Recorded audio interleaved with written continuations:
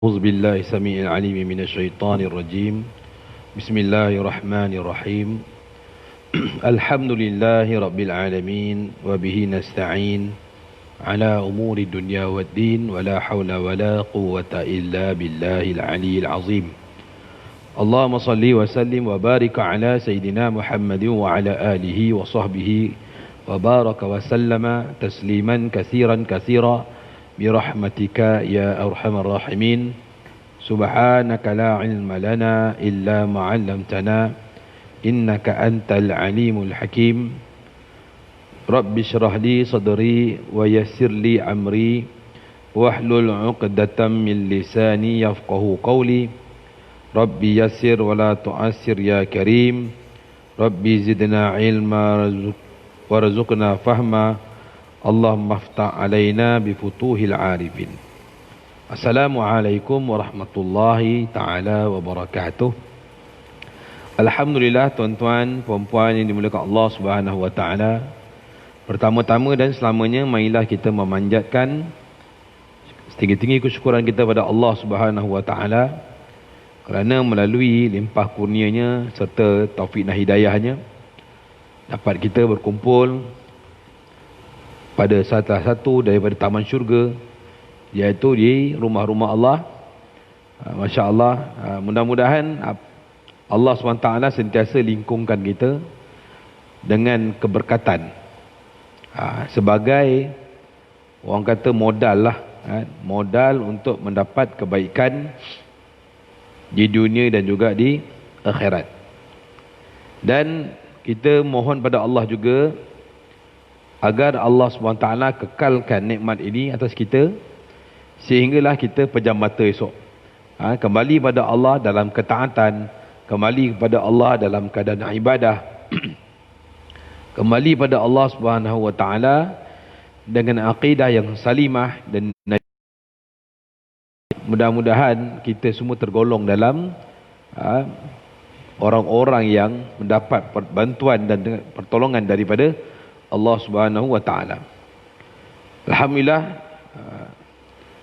saya ucapkan juga pada pihak masjid kerana sudi juga jemput Al-Fakir untuk mengadakan kelas bulanan atau kuliah bulanan lah. Padahal Al-Fakir tak layak pun duduk di sini. Ramai para ulama, ustaz-ustaz yang lebih alim, lebih hebat, lebih bagus perbahasannya, lebih diminati, lebih handsome. Kan ustaz kena handsome kan. Tapi sikit pun jadilah kan. Jadi Al-Fakir ni orang kata apa, Al-Fakir macam tayamum lah kan. Dia tak ada air boleh lah kan. Istibahatis solah, mengharuskan solat. Tapi bila dah ada air, datang para ulama, datang arif billah, datang muhakkik dalam bidang ilmu, maka Al-Fakir dia tak guna lagi dah. Ke saya pun akan duduk di bawah juga untuk datang kepada majlis yang berkat. Jadi insyaAllah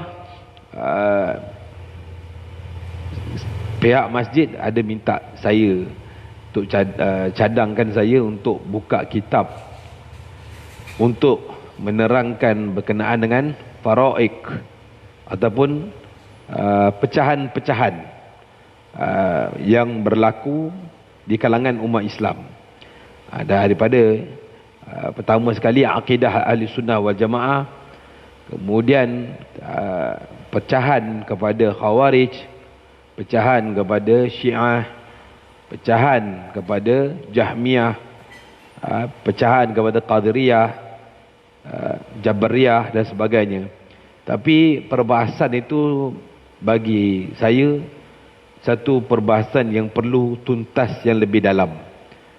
Jadi untuk mengenali mazhab-mazhab yang ataupun firqah-firqah yang dolalah ini, maka perlu dan wajib kita ketahui firqah kita dahulu, firqah ahli sunnah wal jamaah.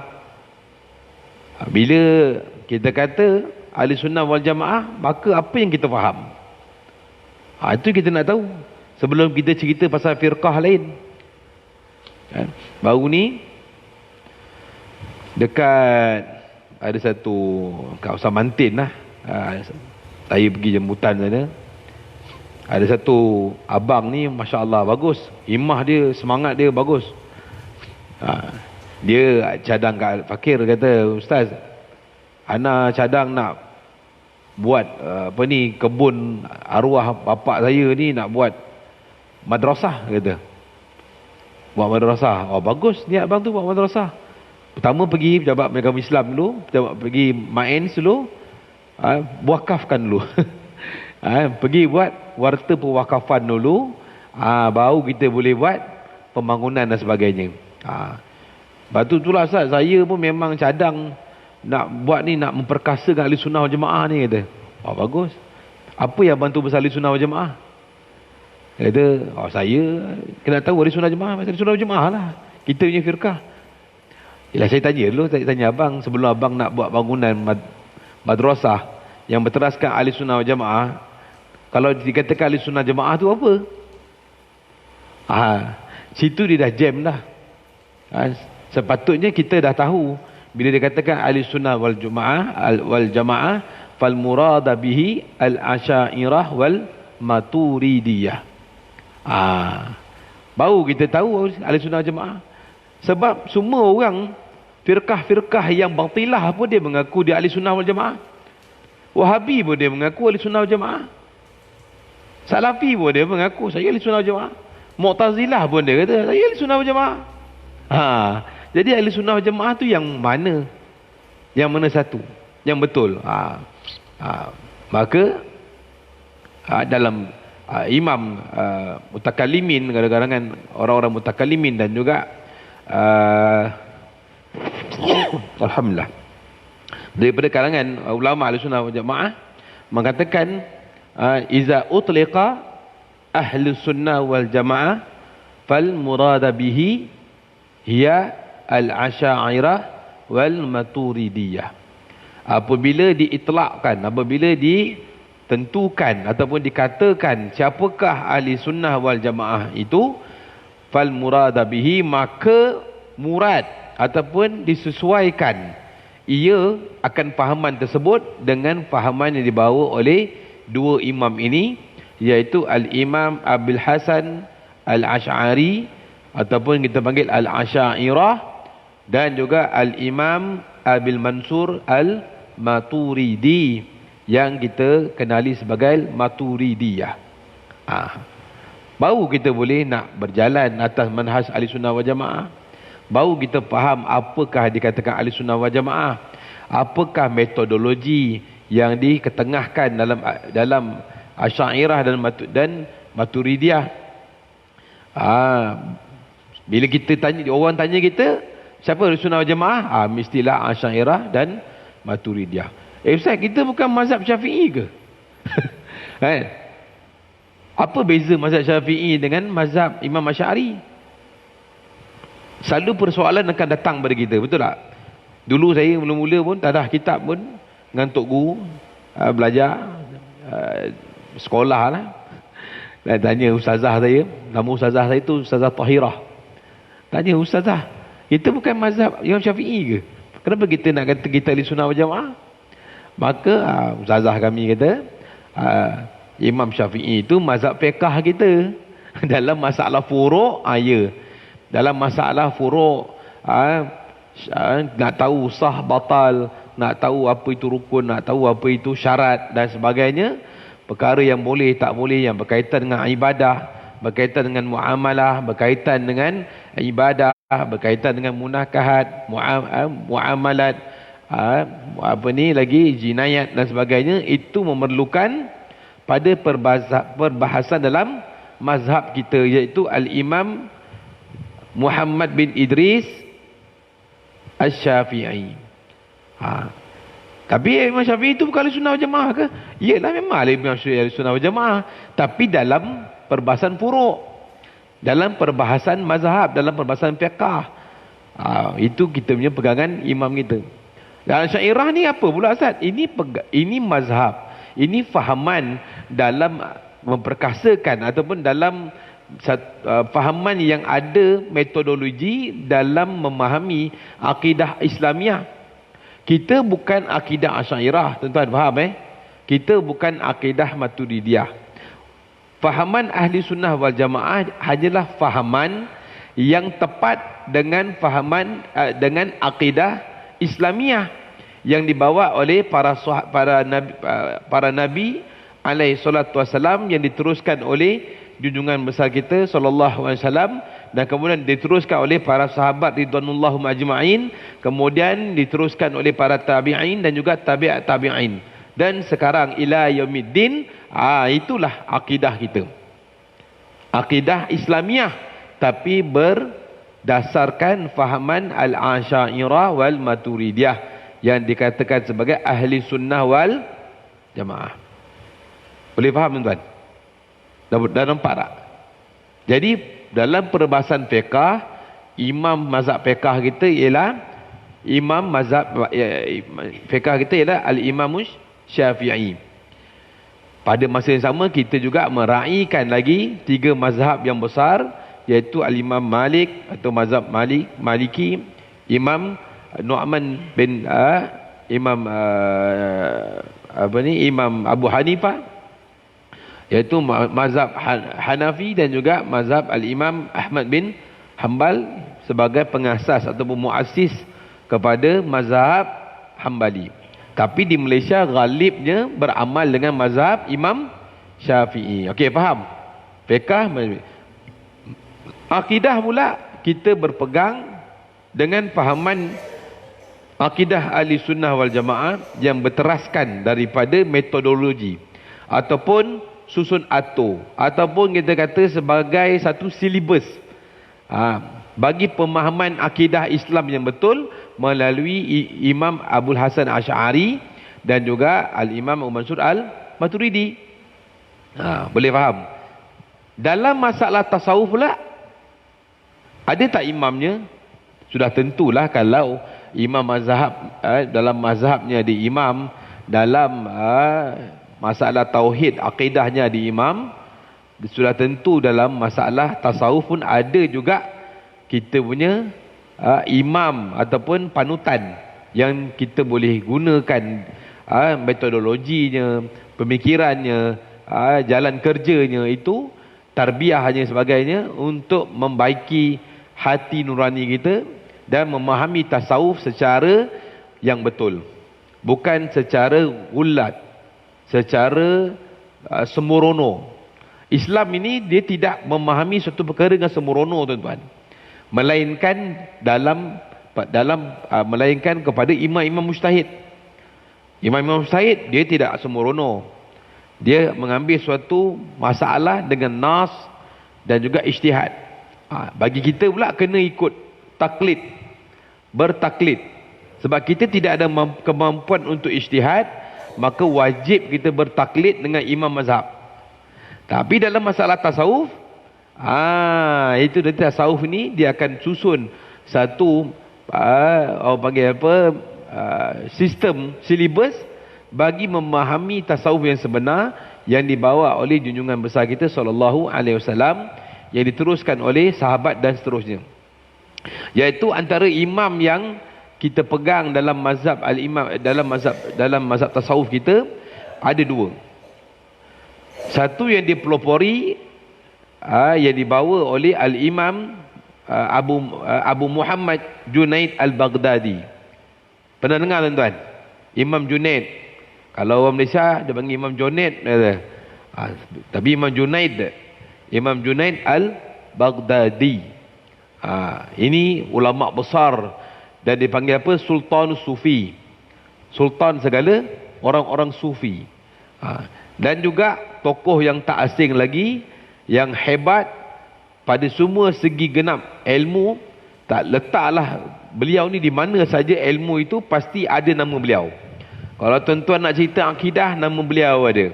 Nak cerita masalah fiqah, nama beliau lah ada. Antara mutaqaddimin dalam mazhab Imam Syafi'i. Dalam masalah tasawuf beliau ada. Dalam masalah mantik beliau ada. Dalam masalah mencari kebahagiaan beliau ada. Siapakah beliau? Ialah Hujjatul Islam Al-Imam Abu Hamid bin Muhammad bin Ahmad Al-Ghazali At-Tusi. Siapa? Al-Imam Al-Ghazali. Tokoh besar dalam mazhab, bukan mazhab tasawuf saja, bahkan beliau juga tokoh yang hebat. Boleh dikatakan beliau ni sebagai mujtahid mutlak juga. Dalam mazhab Imam Syafi'i, dan juga boleh dikatakan sebagai ashabul wujuh dalam mazhab. Ini tokoh-tokoh yang kita ambil. Jadi fahamlah kita bahawa dalam mazhab fiqh ada pengasas dalam memahami fiqh tadi, iaitu Al-Imam Syafi'i. Untuk memahami akidah Islamiah, maka kita kena memahami metodologi yang dibawa oleh Al-Imam Abu Hasan Asy'ari dan juga Abul Mansur Al-Maturidi. Dan juga kalau kita nak memahami dalam masalah tasawuf, maka kita juga kena perlu mengetahui atau menjalani kehidupan ataupun tata cara hidup itu seperti ditunjukkan oleh Al-Imam Ghazali rahimahullah. Boleh faham tuan-tuan? Jadi kena faham apakah ahli sunnah wal jamaah. Bila kita dah faham mazhab panutan kita, iaitu fahaman yang kita pegang, maka apabila datang ancaman-ancaman daripada firqah-firqah batilah, ahli punah waranah, ahli dolalah yang menyesatkan, seperti Syiah. Syiah tu orang fahaman dia tu betul atau salah tuan? Kalau budak-budak kita tanya, dia pun tak tahu, betul tak? Tapi kalau orang dewasa macam kita, orang kalau tanya Syiah tu betul ke tidak, maka kita akan kata tak betul. Mana kita boleh berkompromi dengan orang-orang yang telah menghina para sahabat? Boleh tuan? Syiah tu betul, dia ada bab suci betulnya. Habis tak betul tu. Dia mengkafirkan Sayyidina Abu Bakar. Tuan-tuan setuju tak? Boleh tak kita berkompromi dengan dia? Kalau kita sekarang boleh jawablah, tapi anak bini kita besok, cucu kita bagaimana? Masuklah Syiah. Syiah bagus. Kenapa? Ada nikah muta'ah. Nak tak nak? Offer. Perempuan siap offer muta'ah lagi. Tengok macam mana, jatuh tak jatuh? Tapi masa tu kalau akidah kita kuat, kita dah tahu akidah kita akidah yang salimah, akidah yang membawa kebahagiaan, kejayaan, maka datanglah dugaan ke, godaan ke, pasti kita akan dapat menepis. Jadi perlu kita memahami dahulu mazhab kita, mazhab ahli sunnah wal jamaah, supaya kita memahami apa dikehendaki dalam Islam atas diri kita, dan pada masa yang sama kita juga belajar dan cuba memahami dan mengetahui dengan atas jalan untuk mengelakkan diri kita daripada segala ancaman. Jadi antara kitab yang dipilih oleh Al-Fakir sebagai memudahkan Al-Fakir yang masih baru belajar ini, dan kita semua, ialah kitab Aqidatul Awam lil Imam Ahmad Al-Marzuqi Al-Makki Al-Maliki. Beliau. Jadi kitab ini sebenarnya saya dah siap terjemah dah. Cuma tak sempat cetak lah. Tak sempat cetak. Nuskhahnya ada kat saya ni. Jadi kalau tengoklah pihak masjid kata, kalau pihak masjid kata nak kitab, nak buku, saya cetak buku. Kalau kata ustaz saya nak yang ni je lah ustaz, saya photostat, ambil lah. Memang saya cadang kalau yang macam ni saya bagi free je. Kalau nak kitab nanti ada kos dia lah. Kalau pihak masjid kata tak apa ustaz, saya ambil yang ni. Jadi kalau pihak masjid boleh photostat, mungkin boleh buat tabung lah. Siapa yang nak bagi pada masjid. Setuju tak? Kan? Saya tak dapat pun tak apa. Yang ni penting tuan-tuan boleh belajar. Jadi saya dapat. Saya tanya orang yang cetak tu, dia kata lambat lagi ustaz, pasal sekarang COVID dah naik tuan. 287 orang. Paling tinggi sekali. Tak pernah rekod. Wallahi. Hari ni kita terlampau rasa selesa sangat. Saya kena terkilan jugalah. Saya bukan nak sentuh isu politik ataupun tidak. Terkilan. Masa jemaah tabligh dulu, kena habis semua hentam. Betul tak? Pembawa COVID bawa sekian. Tapi bila orang yang terlibat ni bukan orang yang tak ada pelajaran, tuan-tuan. Kan? Bukan orang yang tak tahu apa tu COVID, apa yang akan berlaku pada masyarakat, apa yang akan berlaku pada masalah ekonomi kita. Orang sekarang dah banyak kena buang masa COVID, ni tambah lagi. Kan? Pergerakan kita akan mula terbatas mula. Sepatutnya orang-orang yang di peringkat atas ni dalam masalah kuasa ni nanti-nantilah dulu. Kalau nak sangat tunggulah lepas dah reda sangat masalah COVID tu, pergilah mengundi sangat. Bila dia balik bawa, tadi saya tengok Selangor naik 31 kes, tuan-tuan. Dekat Kedah 100 kes lebih. Tuan-tuan, kalau kena PKPD balik macam mana, tuan-tuan? Harap masjid tu kita masjid 3 orang je lah. Imam seorang, kitanya Bilal seorang lagi jemaah. Itu pun kalau bergele-gele dapatlah semua sembahyang masjid. Kalau itu je orang ni, itu je lah. Jadi harap kita minta orang yang cendekiawan, cuma fikirlah. Kita pun masjid pun, kita pun jaga SOP. Pakai mask, hand sanitizer kena sentiasa. Dan juga kalau boleh jangan sentuh-sentuh dulu lah. Salam tunjuk tangan pun jadilah. Orang pun faham. Kan? Jadi bila jadi macam ni dah melibatkan ramai pihak. Orang yang tak bersalah pun kena. Saya minta maaf, tuan-tuan. Mungkin tuan-tuan saya ada orang politik ataupun orang yang terlibat secara langsung ataupun tidak. Ini hanya nasihat daripada saya saja. Saya pun rakyat juga. Saya pun pergi mengundi juga. Saya perlu cakap perkara ni. Sebagai kita nak jaga batas susila kita supaya kita pun tak terkena jangkitan dan tak juga menjangkiti orang lain. Bila dalam Islam, sunnahnya ialah apabila suatu negeri kena wabak, sunnahnya orang dalam negeri tersebut tidak keluar daripada negerinya dan orang luar tidak datang pada negerinya. Betul, tuan-tuan? Tuan-tuan belajar agama kan? Tuan-tuan banyak kali itu yang sentiasa kita difahamkan oleh para ulama. Tapi selain kerana kuasa, sunnah itu tidak dilihat. Jadi tuan-tuan kita kena murnikan balik. Mungkin tuan-tuan ada baik dengan datuk-datuk ke menteri-menteri ke, nasihatkan mereka. Apa guna kita rapat dengan dia kalau kita tak boleh nasihatkan dia? Apa guna kita jadi kawan dia kalau kita tak mampu nak nasihatkan dia? Betul tak? Saya kawan dia, tapi kalau dia buat satu perkara yang bertentangan, kita tak dapat nasihat dia. Jadi apa guna kita jadi kawan dia? Apa guna kita jadi ahli keluarga dia? Faham, tuan? Dulu masa jemaah tabligh kena dulu, habis orang hentam. Padahal orang tu pergi istimak, orang tu pun tak tahu, siapa pun tak nak benda tu berlaku. Tapi tidak ada, masa tu tidak ada lagi PKPP, tak ada lagi tak ada lagi guideline. Jadi perkara itu kalau berlaku kita boleh maaf lagi lah. Sebab tak ada lagi PKPP masa tu, tak ada PKP lagi, tidak ada guideline. Cuma jaga batas, jangan kalau salam cuci sanitizer, itu saja. Tapi ni dah ada SOP, dah ada ni, tapi masih lagi berleluasa. Sepatutnya bila adanya SOP itu, sepatutnya semakin berkurangan, semakin kita beretika. Kan? Orang Melayu, orang Malaysia ni umumnya rata-ratanya berpelajaran.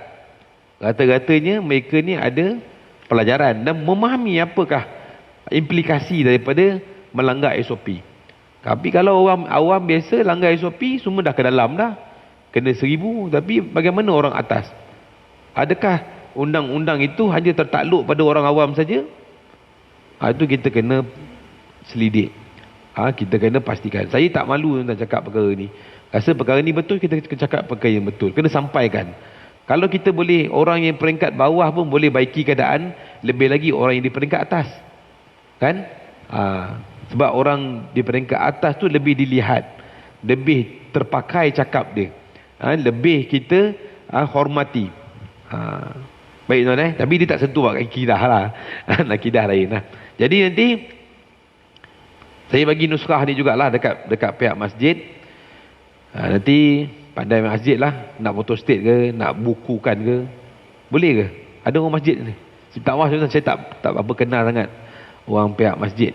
Jadi saya kenal pun tuan belakang tu. Jadi insya-Allah jadi sebelum kita masuk Aqidatul Awam, kita ketahui jugalah sikit sebanyak berkenaan dengan musannif kitab ini, Aqidatul Awam. Aqidatul Awam ini sebenarnya ialah sebuah syair Arab. Syair Arab yang mempunyai 54 bait yang disusun oleh Al-Imam Ahmad bin Marzuki, ataupun nama penuhnya ialah Al-Imam Al-Allamah Al-Syekh Ahmad bin Muhammad bin Ramadan bin Mansur bin Sayyid Muhammad bin Syamsuddin Muhammad bin As-Sayyid Rais bin Sayyid Zainuddin bin Nasibuddin bin Nasiruddin bin Muhammad bin Qasim bin Muhammad bin Rais Ibrahim bin Muhammad bin Sidi Marzuki Al-Kafafi bin Sidi Musa bin Abdullah Al-Mudar Al-Muhd bin Al-Imam Hasan Al-Musanna bin Al-Hasan As-Sabt ibnu Al-Imam Ali bin Abi Talib, iaitu menantu Nabi sallallahu alaihi wa alihi wasallam. Namun daripada gelarannya yang masyhur ialah Al-Imam Al-Syekh Ahmad Al-Marzuki. Lakabnya diambil daripada Sidi Marzuk Al-Kafafi, iaitu nenda kepada nendanya. Nenek kepada datuk-datuknya. Berapa banyak datuk tu. Itu dia punya lakab keturunannya lah. Dan juga lakabnya lagi ialah Al-Makki. Al-Makki kerana beliau, walaupun beliau ini asal ini daripada Mesir, kemudian beliau berhijrah ke Makkatul Mukarramah dan belajar di sana, sehinggalah beliau dilantik menjadi mufti Mekah, mufti mazhab Maliki di Makkah. Pasal tu lakab beliau juga dipanggil Al-Maliki, kerana beliau adalah bermazhab Imam Malik. Kalaunya orang Mesir ni memang banyak mazhab Syafi'i. Jarang kita dengar ada mazhab lain. Walaupun mazhab lain tu memang ada di negeri Mesir, tetapi tidak segah seperti mazhab Al-Imam Syafi'i. Lagi beliau juga merupakan sadah. Sadah ni apa tuan? Sadah ni ialah seseorang yang ada hubungan nasab kekeluargaan dengan baginda Rasulullah sallallahu alaihi wa alihi wasallam. Maka kita panggil sadah. Ini mereka, kalau Yaman ni, kalau di Yaman kita panggil keluarga habaib. Keluarga habaib yang mulia. Kalau biasanya di Malaysia ni, kalau keluarga yang ada keturunan Rasulullah, maka kita akan panggil lelakinya Sayyid, tuan-tuan, ataupun Syarif, ataupun Tuan. Ada orang panggil Tuan, ataupun Tengku, ada Tengku. Kalau yang perempuannya, selalunya kita gelar dia sebagai Syarifah, ataupun panggil Sayyidah, ataupun Tengku-engku dan sebagainya. Masya Allah. Jadi beliau ini dari segi kekeluargaan dengan Rasulullah itu bertemu daripada kedua-dua jalan, iaitu daripada Sayyidina Hasan pun beliau bertemu di situ, dan daripada Sayyidina Husain pun bertemu. Daripada Sayyidina Hasan beliau bertemu melalui daripada bapa beliau, iaitu Syekh Muhammad Al-Marzuki, sehinggalah nasab keturunan bin sampai Sayyidina Hasan Al-Musanna, dan juga daripada ibu beliau sampai kepada Sayyidina Husain.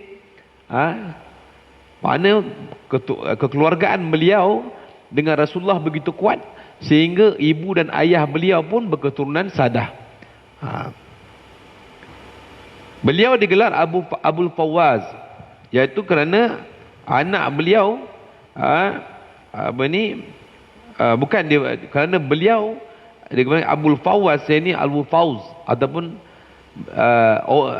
bapa kepada, kalau kita panggil kejayaan, Fauzi, Fauzan Azima, kejayaan yang besar. Dipanggil Abul Fawaz kerana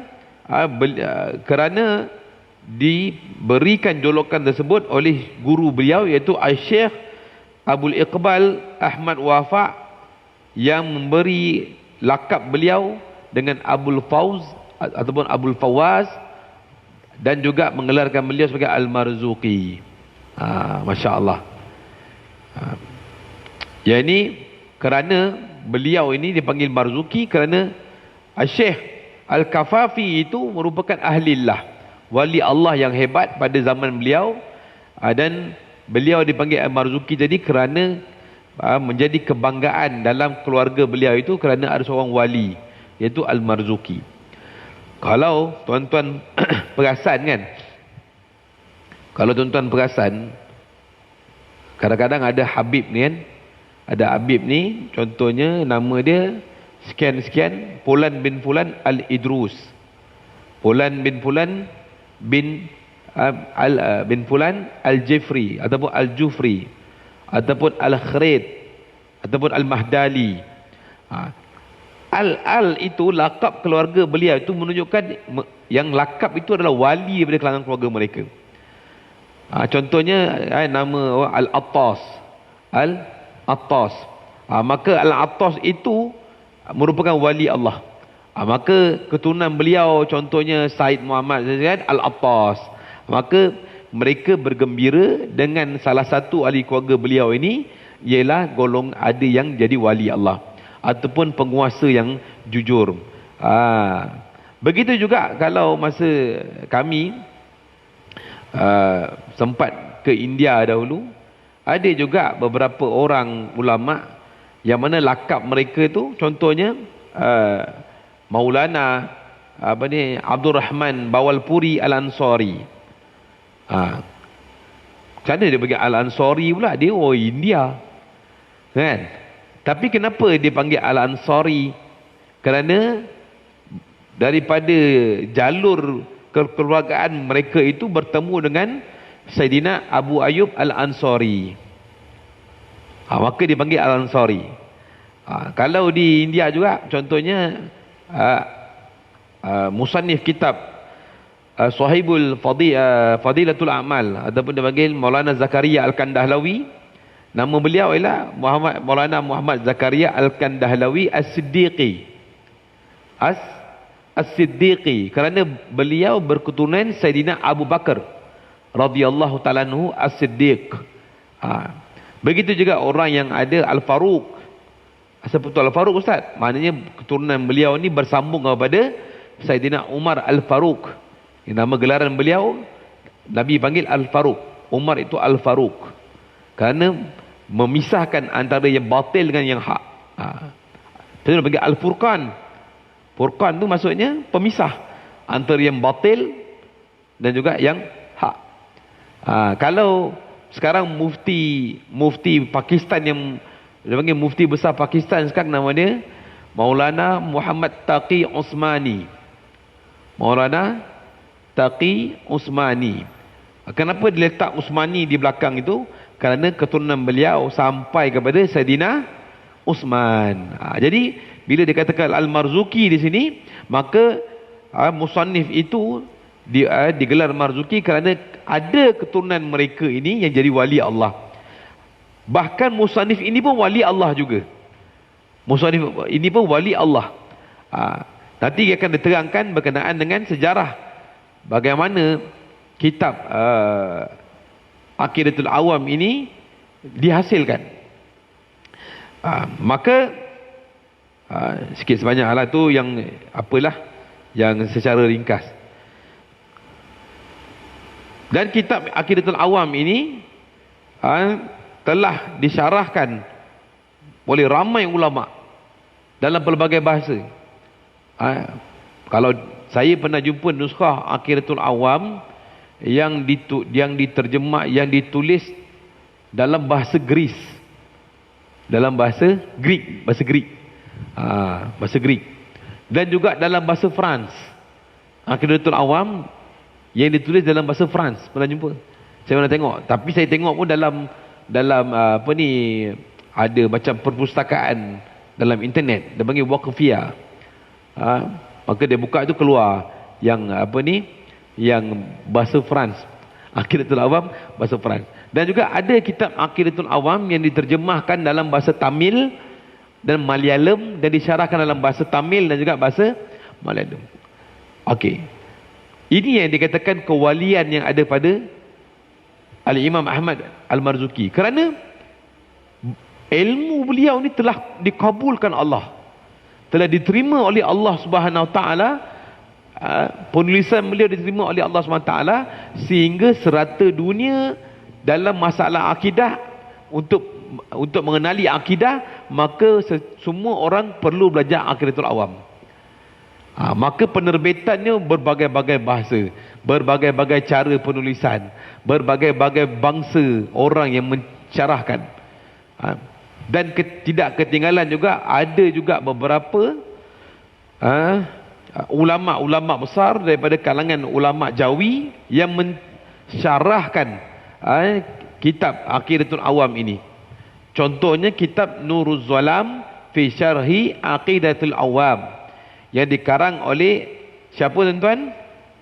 Mufti Syafi'i di Makkah, yang bernama Syekh Nawawi Al-Bantani. Pernah dengar tuan-tuan? Syekh Nawawi Al-Bantani. Ulama. Beliau bukan ulama kecil anak tuan-tuan. Beliau mufti Mekah, mufti Syafi'i di Mekah.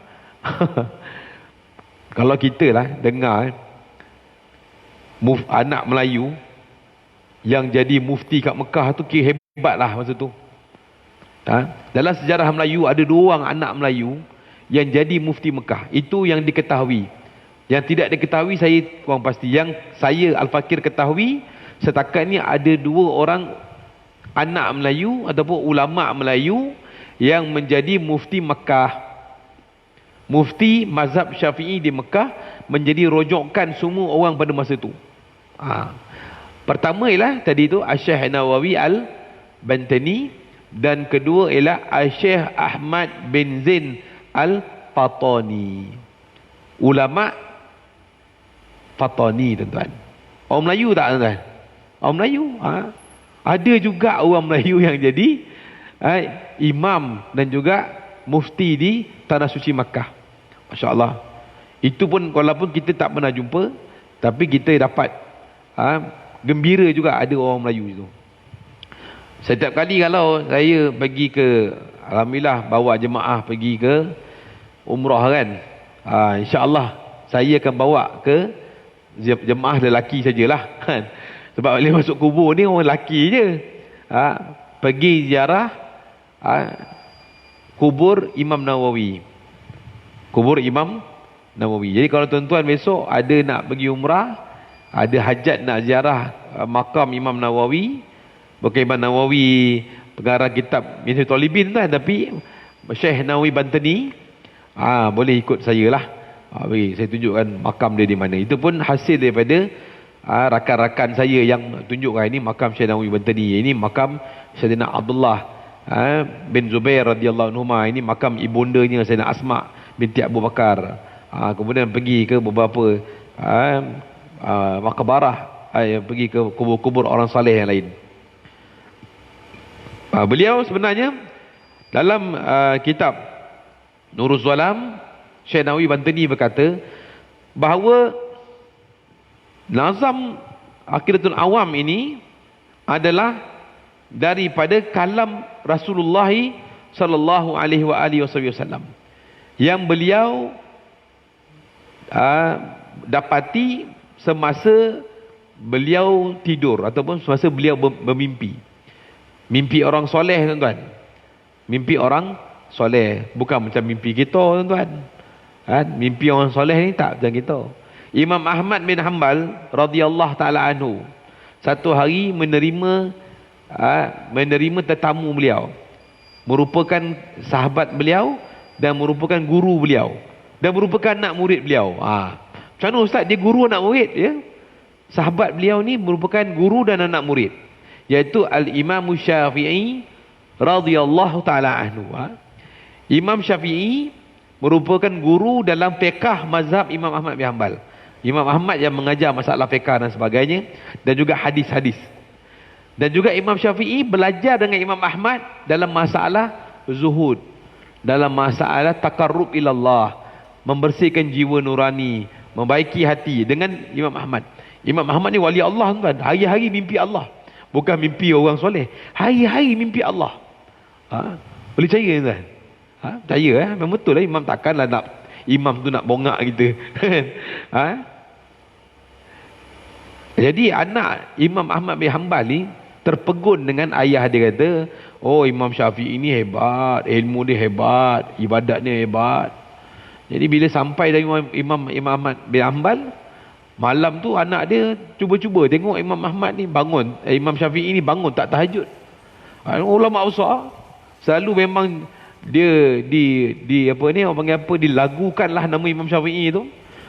Zaman Imam Syafi'i tu, tuan, ramai orang tulis syair pasal Imam Syafi'i. Dia kata Imam Syafi'i ni macam dia punya kehebatan ilmu tu macam kena macam bukan orang punya ilmu. Hebat tak hebat tu Imam Syafi'i. Sampai-sampai tengok Imam Syafi'i tahajud pun tak bangun, makan pun beria-ria makan. Rumah Imam Ahmad bin Hanbal. Maka bila ditanya Imam Syafi'i, kenapa tuan ni makan beria-ria? Bukan tuan ni ulama kena makan sikit-sikit je. Maka Imam Syafi'i kata, makan di rumah ulama lebih saya suka. Kerana ulama dia takkan makan, dia tidak akan ambil barang-barang yang haram untuk masuk dalam rumah. Maka saya makan dengan hati yang senang. Tuan-tuan, Imam Ahmad takkan nak ambil benda-benda kotor masuk dalam rumah. Imam Ahmad tuan-tuan bukan Imam Ahmad masjid mana-mana, kan? Imam Ahmad bin Hanbal, orang yang zuhud. Bila dihidang dengan makan, maki Imam Syafi'i balun betul. Pasal Imam Ahmad takkan benarkan masukkan dalam rumah dia barang yang haram. Tapi bila dia tengok Imam Syafi'i tak bangun tahajud, Imam Syafi'i bangun, keluar senyum. Senyum dengan Imam Ahmad. Imam Ahmad kata, tuan guru kenapa senyum macam ini? Mana tidak senyum. Alhamdulillah dalam tidur malam tadi aku dapat selesaikan 70 masalah dalam perbahasan haid saja. Tidur dia tu selesaikan masalah haid.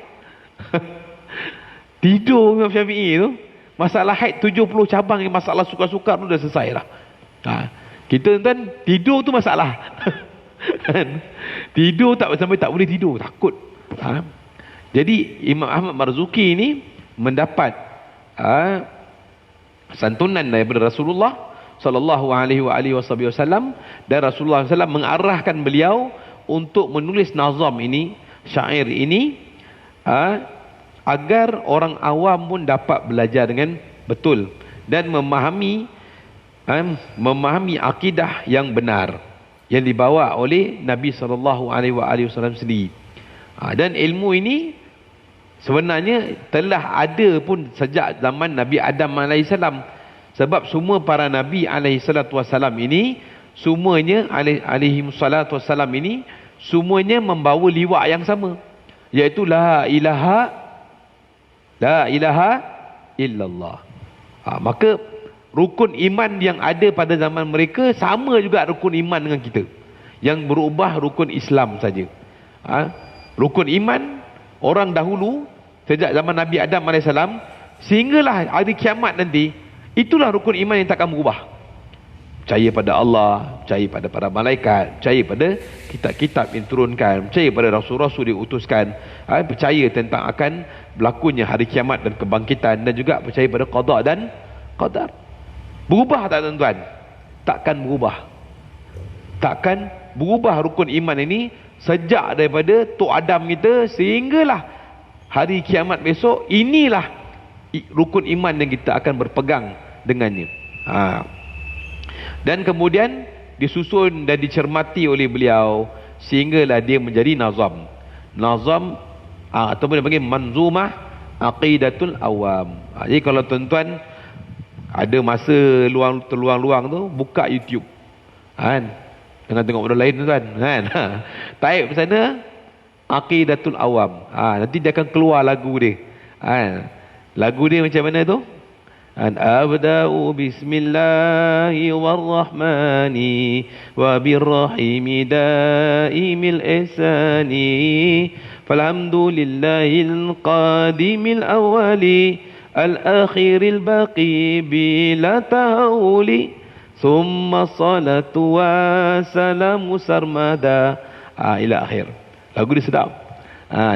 Jadi kenapa manusia, kenapa para imam ini membuat suatu nazam ini? Kerana supaya mudah kita hafal. Kan? Lagu Oh Fatimah tuan-tuan, tahun 70-an 60-an dulu, walaupun tak didengari lagi, cuba bagi kat atuk kita, dia ingat tak? Dia ingat. Betul tak dia? Dia ingat tu? Betul tak? Jadi para ulama yang bijaksana ni, mereka menulis nazam-nazam ini agar, jangan cakap budak kecil, mudah-mudahan kita yang dah tua ni dah orang kata apa, dah senja-senja ni pun boleh menghafal lah. Baik tuan InsyaAllah kita tutup, kita tangguh sekadar ini saja.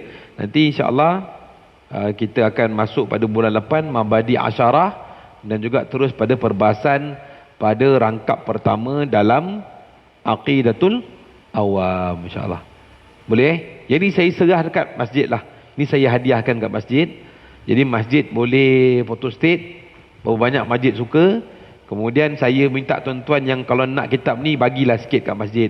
Letak, kalau masjid tentukan RM10 ke RM20 ke, masih berbaloi lagi tuan-tuan. Betul tak? Kita isi minyak RM20 tuan-tuan, pusing seremban 5 kali dah habis dah. Tapi RM20 tuan-tuan, ataupun RM10, RM20, bagi kat masjid, dapat ilmu ni, pakai dah mati boleh wariskan pada anak lagi. Betul tak tuan-tuan? Anak kita mati pula, waris pada cucu pula. Cucu mati, waris pada cicit. Ini dikatakan ilmu yang bermanfaat, yang boleh jadi kita punya saham akhirat kita. Jangan kedekut tuan-tuan beli kitab. Jangan kedekut beli kitab. Kalau benda-benda lain boleh kedekut. Beli, kalau kitab untuk kita belajar, jangan sekali-kali kedekut, kerana kitab ini boleh diwarisi. Kalau kita berpegang dengan akidah yang betul, bukan setakat RM20, nak masuk syurga pun boleh. Apalah ada tuan-tuan, RM20 tapi masuk syurga, baik aku beli. Kasut yang mahal pun boleh beli tuan-tuan. Ilmu ni sampai, kalau tuan-tuan baca lagi, faham lain yang akan datang, faham lain yang akan datang. Kasut kita pakai, lama-lama haus, lama-lama kat bandel. Dah tak boleh pakai. Wallahu ta'ala alam. Jadi ada soalan tuan-tuan? Ada? Rasa tak ada soalan tu sebab belum masuk pelajaran lagi kan. Jadi insya-Allah lah, apa yang baik atas apa yang baik itu semua datang daripada Allah, yang tidak baik merupakan kelemahan diri saya sendiri. Maka kita sudahi majlis kita dengan tasbih kifarah dan suratul asr. Subhanallahi wa bihamdi, subhanakallahumma wa bihamdika, asyhadu an la ilaha illa anta astaghfiruka wa atubu ilaih. Subhana rabbika rabbil izzati amma yasifun, wa salamun ala mursalin walhamdulillahi rabbil alamin.